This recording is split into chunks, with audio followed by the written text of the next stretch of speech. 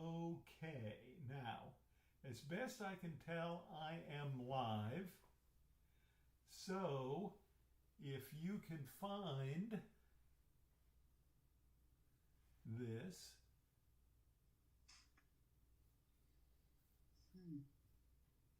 Let's see, I think it's taking a moment to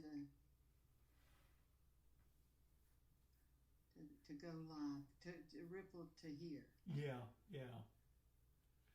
This is another one that's just JamesRobert222 live stream. So the title, because I didn't do anything. Right.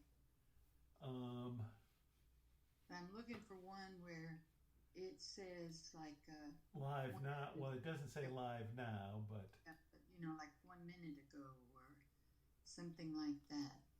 Let's do this. Let's do live now. Ta-da! All right. So, what do you see? I see that lovely wingspan board, and I can read it. Can you actually read it? And yeah. For whatever reason, it looks to me it's not backwards like it was, Yeah. the other day, the other afternoon when I was, just yesterday afternoon, it was like but it's not now. Now, is it filling the whole window?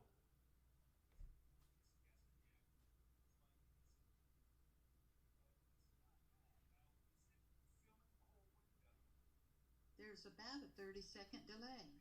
Yes, that's known. Okay, so it's not filling the whole window. Okay. So, hold on a moment. Let's see if I put my camera in front of it. Does it show it to you? Is it showing you what it looks like? Yes, it does. Okay, that's just what I needed to know. Okay. Now, what can I do about that?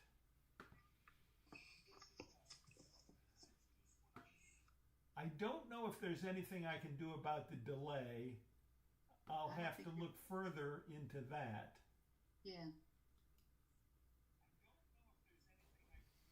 Isn't it weird? Okay, now. Like, hello. Stream. No. Output. No. Video. Okay, let's see. Oh, I can't do that. I can't change that while I'm streaming. Okay, so much for that. Now, what happens now? Nothing. Oh, nice. What you do? So now is it taking up the full screen? Yes. Okay. And See? Can you indeed read it? Hold on. Yeah, I can even read it a little bit with your phone showing your screen. Yes, and that is so much easier to read because earlier I could read it with some sort of strain, like really, really focusing. But this is easy to read. Okay. Hold on while I get another visual aid. Very exciting.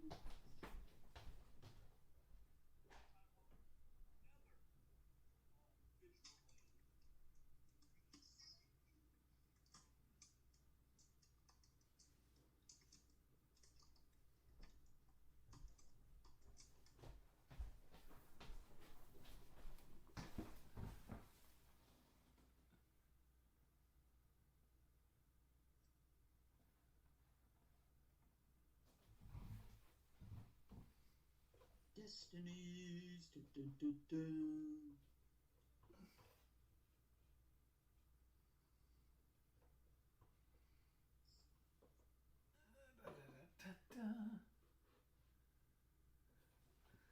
Okay, it's another storytelling game.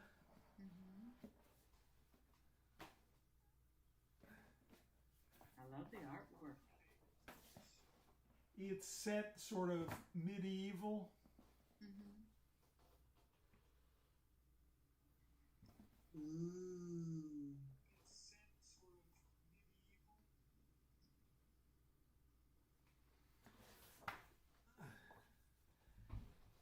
Now,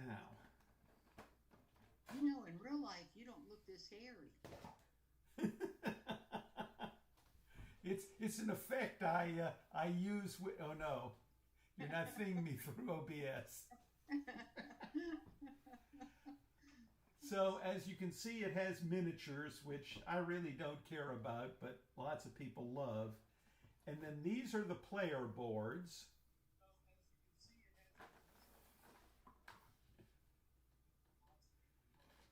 And can you make that out? Mm-hmm. Mm-hmm. I'm listening to you in stereo. Well, with the 30-second offset. Right. So if I didn't get it the first time, I have a chance to get it the second time. Okay. So anyway, these are the player boards, and well, you can sort of tell that these are recessed little holes. Uh-huh. Now, what happens is You're on your fancy game table. no, this is my computer desk. It's just, looking at the Why does it look like a mat? because it's, that composite, it's that brown composite wood, and so Yeah. it gives that that look.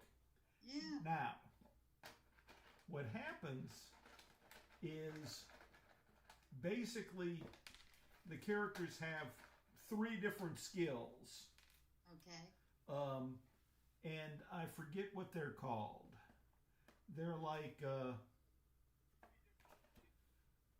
knowledge and agility and strength or something like that. That goes along with those symbols. Yeah. And then you get these little wooden discs. Yeah. You get a finite number of them as defined by the scenario. Uh-huh. And then you put them in the holes. Now, can you make above the row of holes, there's the numbers 1 through 12. Yeah, 12 plus. And so the game will tell you to put, things in various holes. And you do that to start up with. Uh-huh. Then each player has dice. Oh.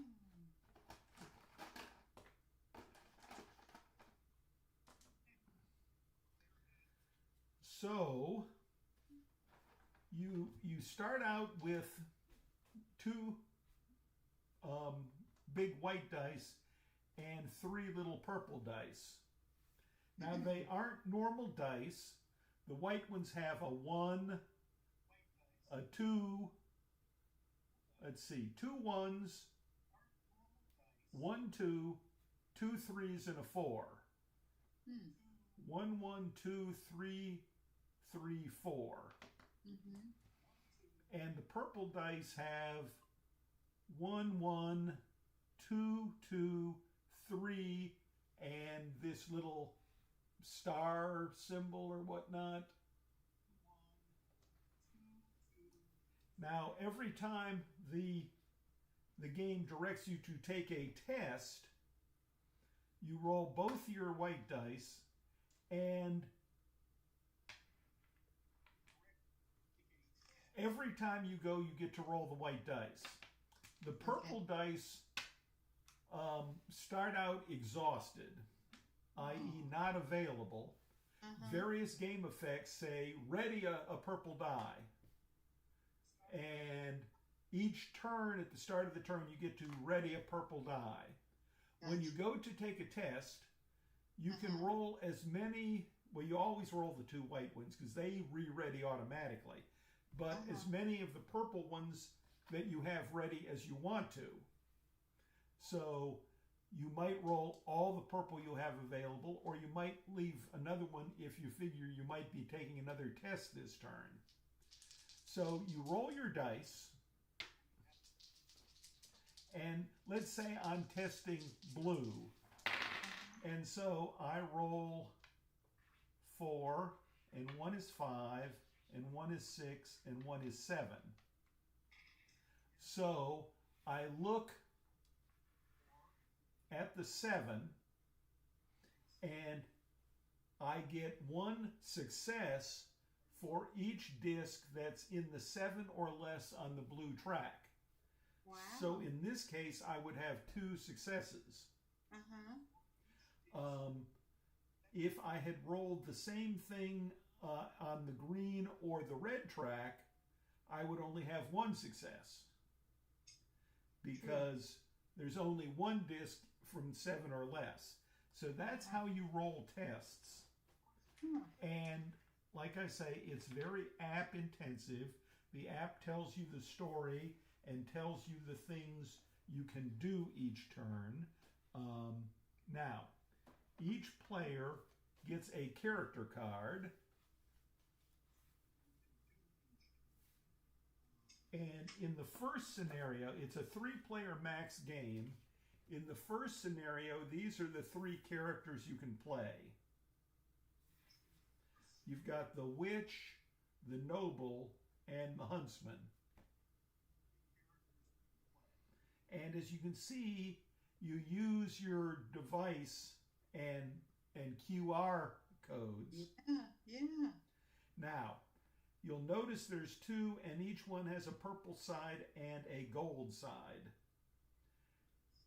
Now, the only piece of secret information in the game is each character's destiny. On the other side of the card, you have a brief story and then 2 possible outcomes, 2 possible destinies.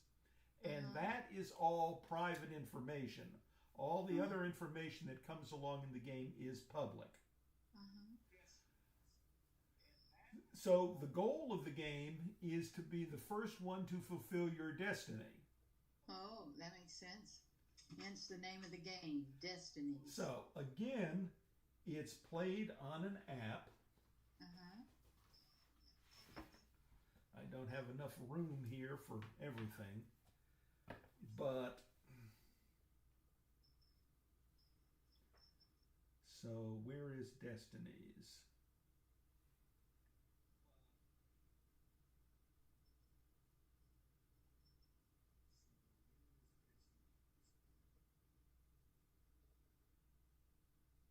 Here's Destinies.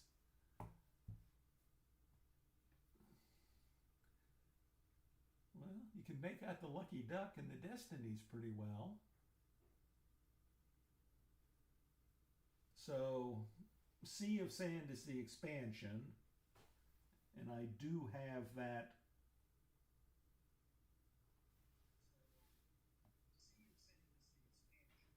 And so there are 1, 2, 3, 4, 5 scenarios here. The first one, Nature of the Beast, is sort of the introductory one and is standalone. The other 4 scenarios are linked into a campaign. And there's another campaign in the Sea of Sand, and there's another campaign that's coming out soon. So, again, each person picks out a character, and then well, you don't pick a character until you start up the scenario, because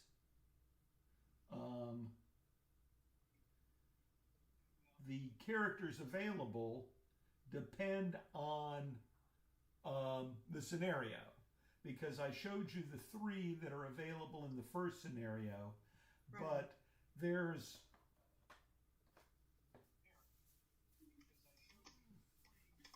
a whole bunch more character cards for different of the scenarios. So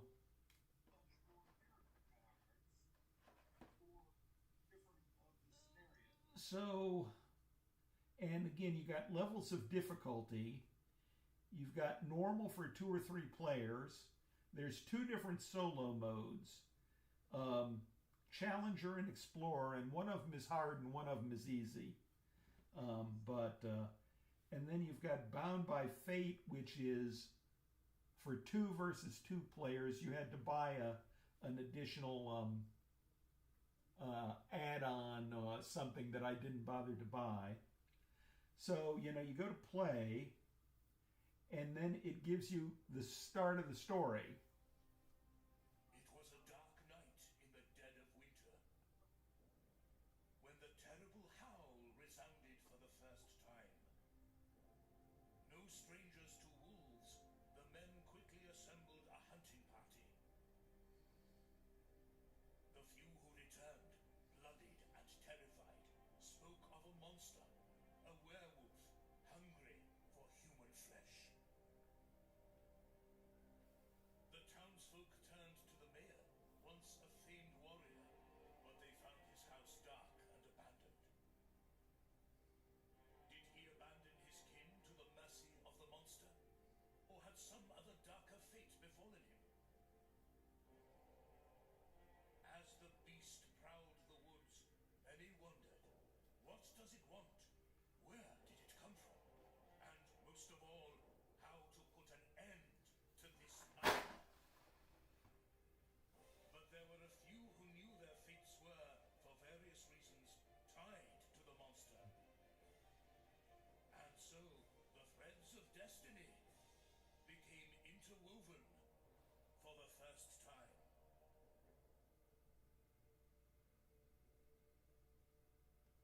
So that's the introduction, the start of the story. Nice. And so then it says, okay, these are the characters available to play, the noble, the witch, and the huntsman. So, the players choose their characters. And, depending on how many players, again, this is for 2 or 3. There's a solo mode, but there's a maximum of 3, which is unusual for a game, and then, so this is taking the noble, and so we're setting up his board. So it says his blue, his intelligence, he actually has discs in 5, 7, 11, and 12. Wow. So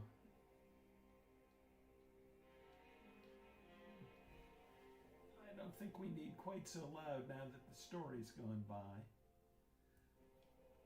Let's see, have I got this where you can see everything? No, I don't. So again, I put discs in 5, 7, 11, 12 blue. Then he's got 6, 8, and 11 under dexterity. So 11, 6, and 8. And then under power, he's got 4, 8, 11, and 12. 4, 8, 12, and I need another one for 11. So that starts him off. Now, it says standard setup, now let's see. So here's the dice setup. It says take 1 coin, and so we have card, and your destiny card goes here. That's not a recess spot, but it just goes there. And so there's his coin, and it says exhaust all your purple dice. So they're outside the tray. Okay. Then it says character bonus, take a sword, item 14 as your starting item. So there's more cards that are the various different items.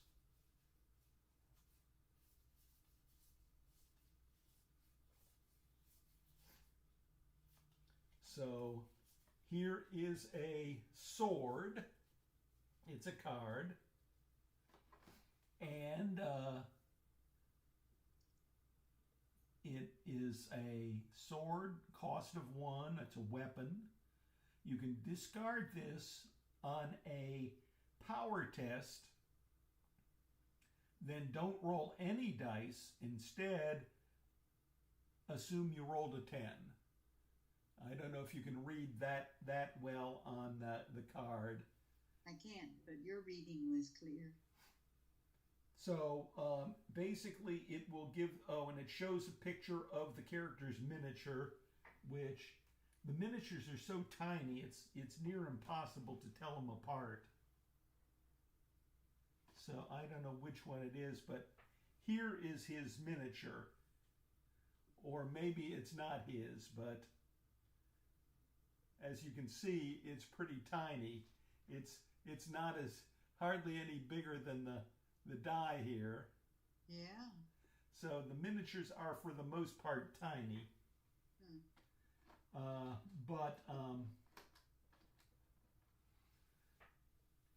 And so it gives you the setup information for all the characters being played. And then, did every player take their starting items and set up their skills? And then it says game progress is saved automatically at the start of each in-game day. Saved games can be loaded by selecting a previously played scenario and pressing resume last game. So, standard stuff there. Uh-huh. And now, this game is played with building a map out of cards, which is something you see in a goodly number of games these days. But it says, the western part of town, the church welcomes all, the town hall is locked and barred. It says place card 2 face up as indicated. So here's card 2. That was face down. Face down side is sort of grayed out. Face up is colored.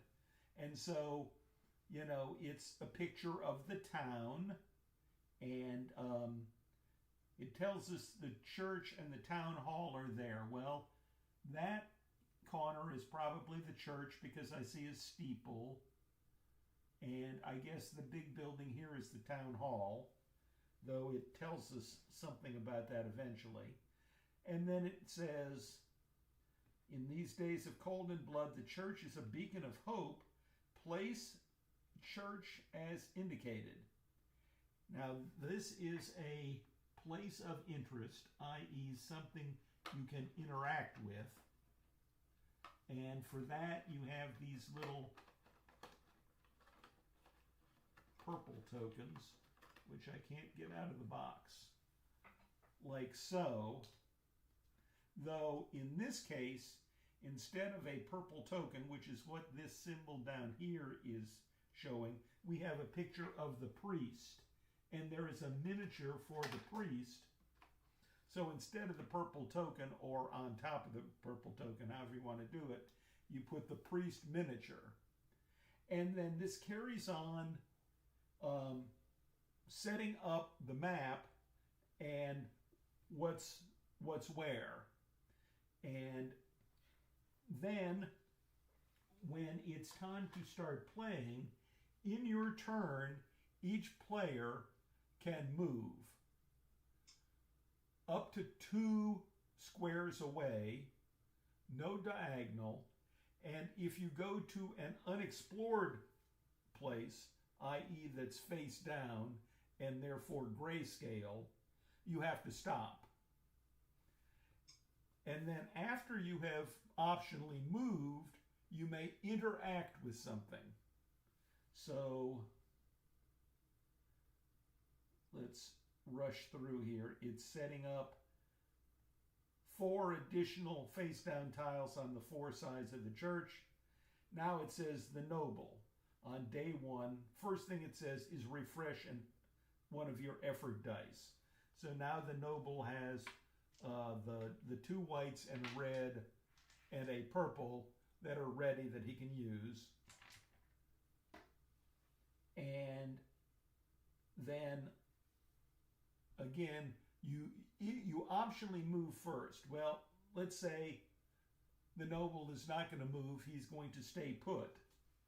And he can interact with the church. You do that by tapping it. It says, do you want to visit the church? Yes. And then the church gathers the faithful every day since the beast attacked. Some see the beast as a divine punishment. Most believe it can't step onto sacred ground. With so many eager to repent for their sins, the offering box is always full. The priest approaches you as you enter. He seems distracted. So, there are 4 things that you can do here. The first one, and in your interaction, you can do as many of the things as you want to, but when you do one thing, it might end for you, or it might conceivably put more on the list or take some off the list. Interesting. This is my crude way of zooming. Yeah. Okay. I don't know if this makes it so that you can actually read some of it. Oh, much better. Because I could read, pray, and steal money from the church box, from the offering box, and ask what troubles him, and ask the priest about your destiny. But this is much easier to read. Okay, now the symbols, the second one, steal from the money offering box, that shows the green agility symbol. Mm-hmm. Meaning, if you do that one, you're going to make a test. Oh. The bottom one has the QR code symbol. If you do that one, you are going to ask the priest about your destiny. You are going to scan the QR code on one or the other of your possible destinies. Oh. Now, again, the backside is private information that only you know. Right. And so you can pursue either or both of the destinies. Ah. And so you would interact with him. We would pick up the device and we would scan and whatnot. And then the others, the pray, the ask what troubles him, do not have a test to go with them or a QR. So let's say we pray. You press that. It says, your convictions and your conscience are clear. The prayer fills you with new determination. Refresh all of your purple dice. Oh, nice. So now he's got all 5 vices. Now, you click OK there. Pray is no longer available, but all the other 3 are. And so once you are interacting with something, you can do as many of the possible interactions as you want to until you've run out of things. So that is basically the way it works. Like I say,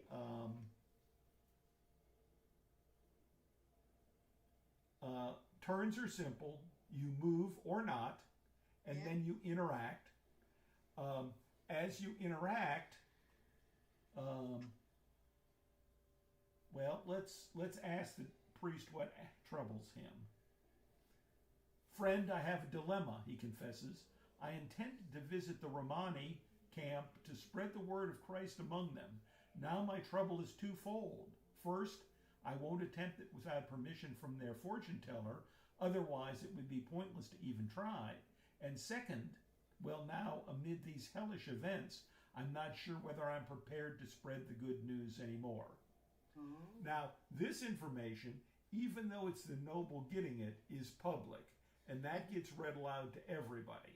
Like I say, all the information, answers to questions, results of tests is public information, except for the little bits, on the back of each player's card, their destinies.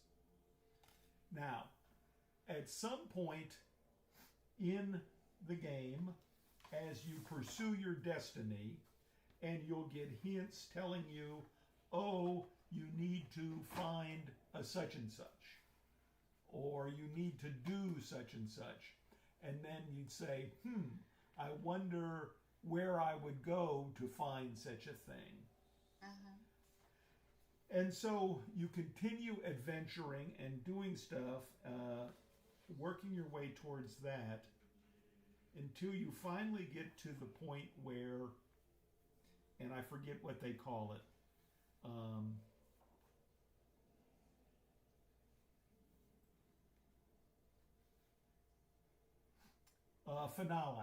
finale interaction.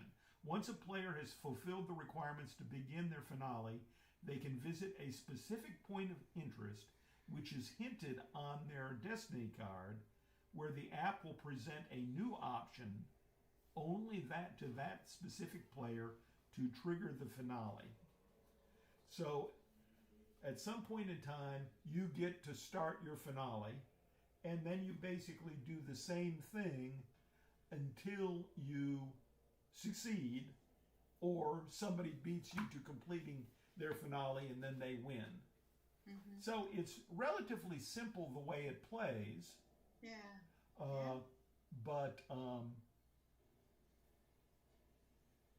But interesting, and like I say, a nifty storytelling game. I have played through the initial scenario here playing the noble, so I know about his story and destinies. I haven't played the other characters. Having done that, a new option pops up. It's a intelligence test to encourage him to do what he wants to do. Oh, I love it. I love it. So that's how it works, what it looks like.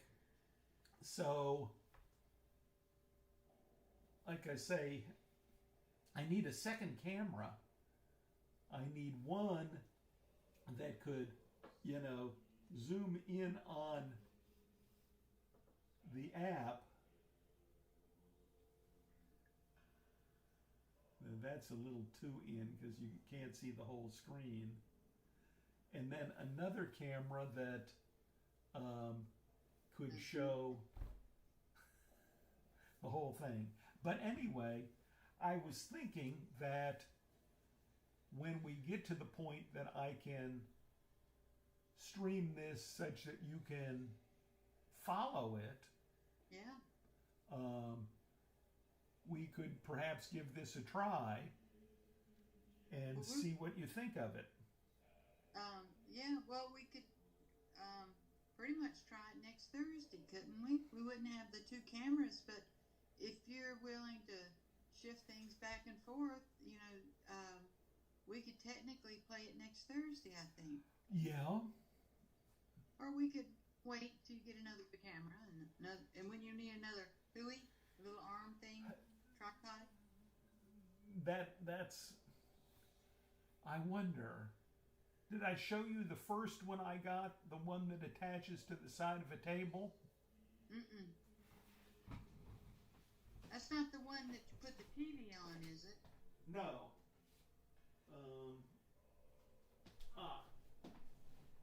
No, that's just the box. Where did I put it? Oh, here it is.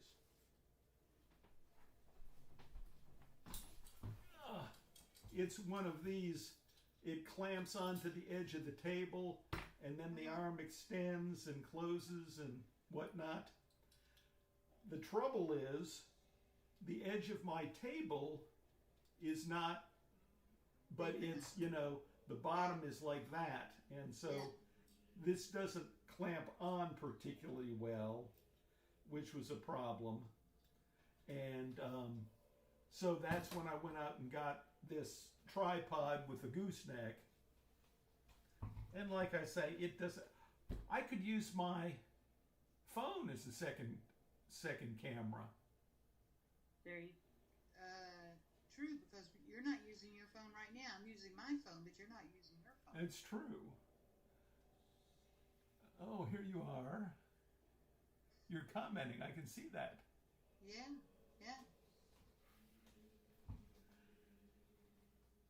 So, um, now of these type of games, this is one of the less complicated ones, and that's why I thought of this one first, because I think I told you about Sleeping Gods a year ago, the new Ryan Lockett, but it takes up a huge amount of table. Gotcha. And because you always play with all 9 characters, Wow. you just divide them up based on the number of players. Gotcha. And each one of them has a board that's yay big. And then you've got the Atlas book, you know, the book with the map on pages. And that sort of has to be visible. The storybook doesn't necessarily have to be visible, but anyway, it's like, well, I've been saving that for when we could do it together.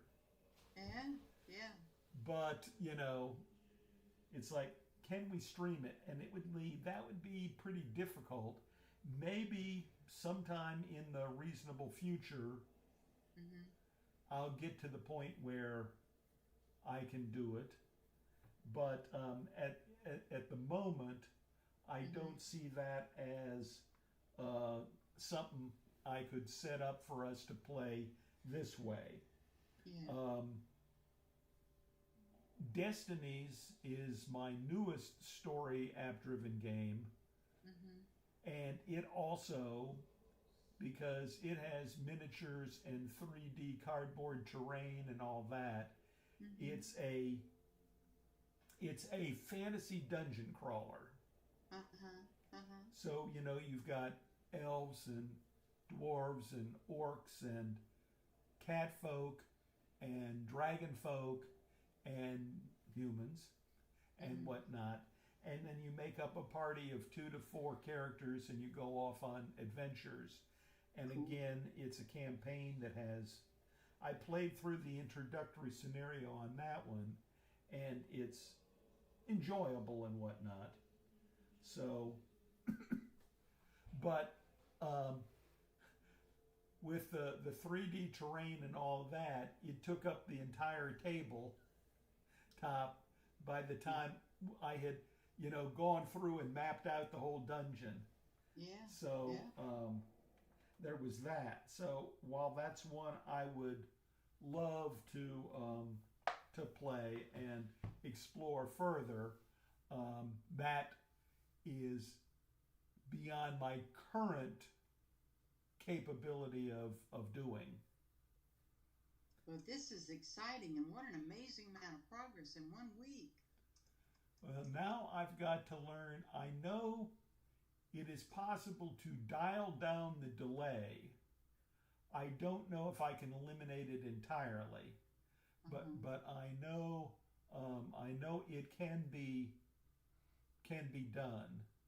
Well, it finally dawned on me. All I had to do was mute my MacBook Pro. You know, once I turned that off, no delay. Not in the voice part, and of course that's. I guess there was still a delay in the video. You're right. Because I'm going to pull this out of the view right now. And now it's gone. So, you know, that was the delay. 4 ands. Yeah, ands. So, but you're right. There's still a delay in the video, but it got rid of me putting the thing on mute. Took care of the echo. Right. Yeah. Yeah. The 30-second delayed echo. Yeah. No, that is really cool. So, cool.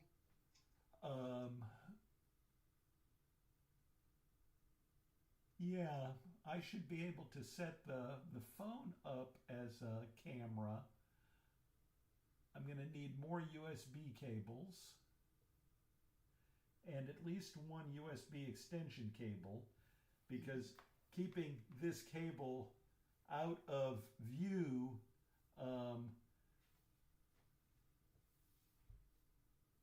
because the camera is not wireless or anything. It has to be plugged into the computer.